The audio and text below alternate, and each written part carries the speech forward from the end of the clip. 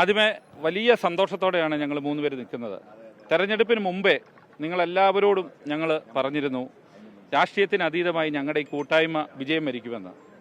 അത് ഞങ്ങൾ വിശ്വാസം അർപ്പിച്ച ജനങ്ങൾ, ഞങ്ങളെ വിശ്വസിച്ച ജനങ്ങൾ അത് പൂർണ്ണമായി പാലിച്ചിരിക്കുകയാണ്. വലിയ സന്തോഷം. ഞങ്ങൾക്ക് ഏറ്റവും വലിയ സന്തോഷം എന്ന് പറഞ്ഞാൽ ഒരുപക്ഷെ മറ്റ് രാഷ്ട്രീയ പാർട്ടികൾക്ക് പോലും സാധിക്കാത്ത രീതിയിൽ ഞങ്ങൾ മുന്നോട്ട് വെച്ച ആശയം അത് പൂർണ്ണമായി ജനം ഉൾക്കൊണ്ടു. അത് മാത്രമല്ല, ചില രാഷ്ട്രീയ കാലം കാത്തു സൂക്ഷിച്ച കാവ് നീതി എന്നാണ് ഞങ്ങൾ ഈ വിജയത്തെ പ്രാഥമികമായി വിലയിരുത്തുന്നത്.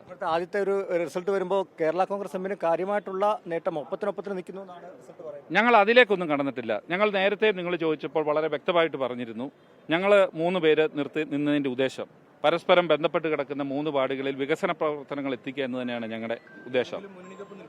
ആ കാര്യങ്ങളൊന്നും ഞങ്ങൾ ചർച്ച ചെയ്തിട്ടില്ല. ആ കാര്യങ്ങളൊക്കെ വരുന്ന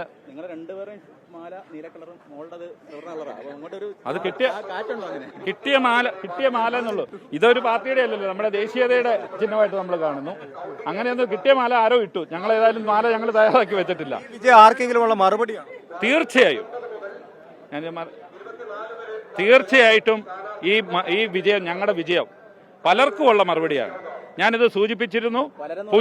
പുഞ്ചിരിയിൽ ഒളിപ്പിച്ച വഞ്ചനയ്ക്കെതിരെയുള്ള ഒരു ജനവിധി, കാലം കാത്തു സൂക്ഷിച്ച കാവ്യനീതി നമ്മളോട് കഴിഞ്ഞ 5 വർഷക്കാലമായി ചില രാഷ്ട്രീയ കക്ഷികൾ, ചില നേതാക്കൾ കാണിച്ചു കൂട്ടിയ നെറുകേടിനെതിരെ പാലായിലെ ജനങ്ങൾ പ്രതികരിച്ചതിൻ്റെ ഏറ്റവും വലിയൊരു ഉദാഹരണമാണ് ഇത്.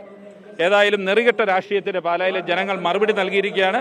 ബാക്കി കാര്യങ്ങളെല്ലാം ഞങ്ങൾക്ക് പിന്നീട് സംസാരിക്കാം.